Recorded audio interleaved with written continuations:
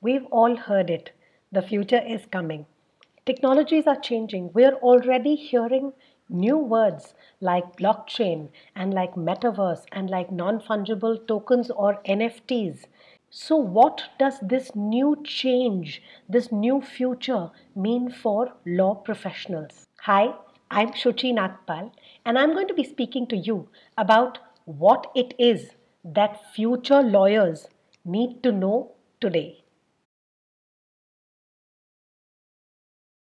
We at Asian School of Cyber Laws have compiled a list of about 16 things that future lawyers need to learn about today.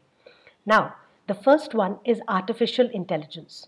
What is artificial intelligence? Artificial intelligence is the ability of a computer system to learn and to think on its own to some extent.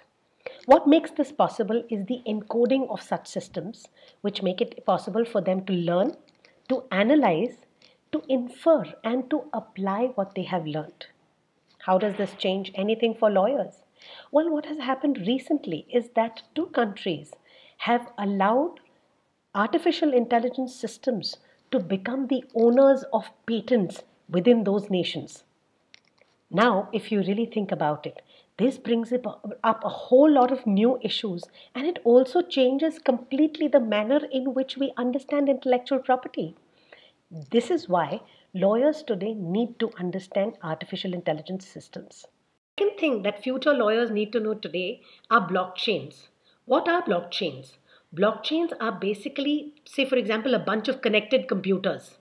The information on each of these computers is exactly the same, which means each computer becomes a backup of that information. Now, if you wanted to delete or hack this information, you'd potentially have to hack all these connected computers, correct? And that is a difficult thing. So that's the security aspect of it. So why do lawyers need to understand blockchains? Because in today's day and age where blockchains are providing the ability to protect data in this manner and to become a ledger of transactions, they are also going to be a very rich source of digital evidence tomorrow. And hence, future lawyers need to understand it today. The third point that I want to discuss is crypto crime. Now, we've all heard about cryptocurrencies. They are becoming a very, very big medium of exchange and store of value today, right? But that's not all that they are used for. In fact, cryptocurrencies are as often used to commit certain very serious crimes, including money laundering, terrorism financing, narcotics trading, human trafficking, and they are also part of rug pulls and other cryptocurrency related scams. So, why is it that lawyers need to understand crypto crime? They need to understand the kinds of crimes that can be committed using cryptocurrencies. They need to understand how the dark net works and why it is cryptocurrencies that are usually used to finance these things. Hence, lawyers need to understand crypto crime. And that brings me to my next point, cryptocurrencies. What are cryptocurrencies? Cryptocurrencies are an electronic money, yes, and they are powered by advanced mathematics. So we've all heard about it. Different countries are thinking of banning cryptocurrencies, but I don't think so. There are 11 different types of cryptocurrencies which do different things. So naturally, governments are going to most logically have to treat them differently with different laws which will apply to each cryptocurrency based on what it does. And hence, lawyers today need to understand what each cryptocurrency does, what may or may not be the technology behind it, and hence how it could be regulated. The next one is an old one. Next topic is cybercrime. Oh, we all know what cybercrime is, right? A cybercrime is a crime where a computer is used as the tool or the target or both. However, cybercrime may change. Why? Because with multiple metaverses coming up, the level of anonymity which is being granted to criminals has taken a quantum leap. And there we are going to face a problem because law is going to have to change to encompass this uh, anonymity. It is going to have to take up different kinds of crimes which are now happening at a whole different parallel universe. And lawyers are going to have to learn that this change is important and learn how to deal with it. I now come to DAOs, or Decentralized Autonomous Organizations. Cooper Turley described DAOs as an internet community with a shared bank account. How this community functions. So that means its rules, its governance, its structure, the kind of work that it does, it all depends upon its community. So, just as lawyers today understand, say, for example, companies, they understand partnerships, they understand the structure of limited liability companies, in the same way, they're going to have to understand decentralized autonomous organizations and what their structure is and how they function. The next concept is decentralized finance, or as it is called, DeFi. Why do lawyers need to understand this? We've all understood money from a very young age as being something like a currency which is issued by government. So, what we understand is fiat currency. That's what is running most of the world today. However, decentralized finance, which is powered by blockchains, is coming in a big way. This is going to turn certain concepts of taxation completely on their heads. And we need to understand how money is going to change form going forward. That's where lawyers have to understand that when they deal with finance in the future, they're going to have to understand decentralized finance also. When we think of assets, we usually think of houses, bank accounts, you know. But now what is happening is even the concept of assets is changing. The concept of digital assets is coming in. Now we've defined digital assets as anything that has some intrinsic or derivative value, and it is in the electronic form. Now, digital assets could be of two types. One could be intrinsic digital assets. These could have, say, for example, crypto assets, digital evidence, content, medical records, domain names. These all have intrinsic value. And the other type is derivative digital assets. Derivative digital assets could include, for example, intellectual property, art and collectibles, and for that matter, human talent. Come to the next point, e-commerce. Well, what is e-commerce? E-commerce is digitally purchasing stuff, simply put, right? But when you think about you buying the non-fungible token of a digital product by paying cryptocurrencies which run on a blockchain and having your rights protected by a smart contract that runs in the background, not even known to you, that's when you truly understand and appreciate the sheer scope of e-commerce supported by fintech in today's world. This is what our world is coming to. Are lawyers prepared? The next point in my list of 16 is e-contracts. While these sound very similar to smart contracts, they're very different. An e-contract is a legal document created online and digitally signed.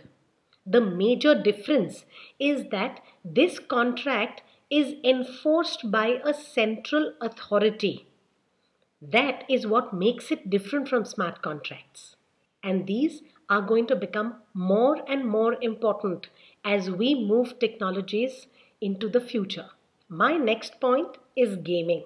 Shockingly, this is not just about video games as we understood them. Games today are a multi-billion-dollar industry. And technology has gone above and beyond in creating an experience for gamers where they may never want to leave that world. Add to that wearable technology like Oculus glasses and like haptics gloves or body sensors, and it creates a whole world of possibilities for gamers. Lawyers today need to understand the business aspect of gaming, how much gaming has the potential to grow, and what are the kinds of laws that they need to understand to be able to advise clients in the future. And now let's come to the M word, metaverses.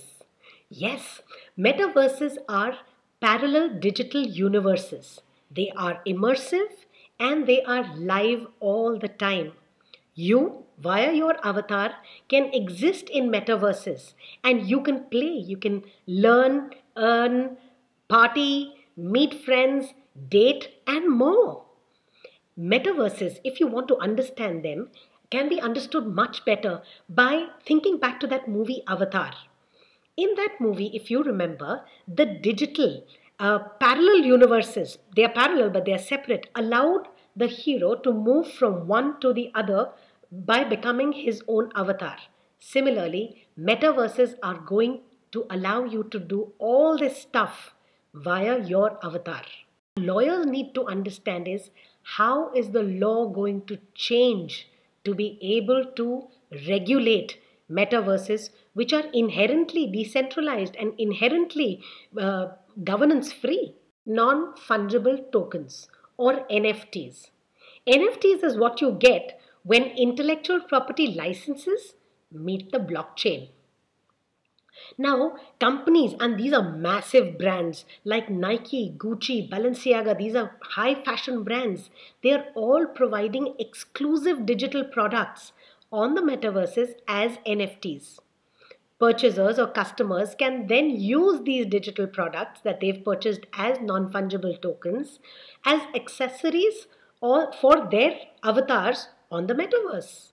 Now, imagine the kinds of ownership rights as well as intellectual property rights which come into the picture, which future lawyers have to understand.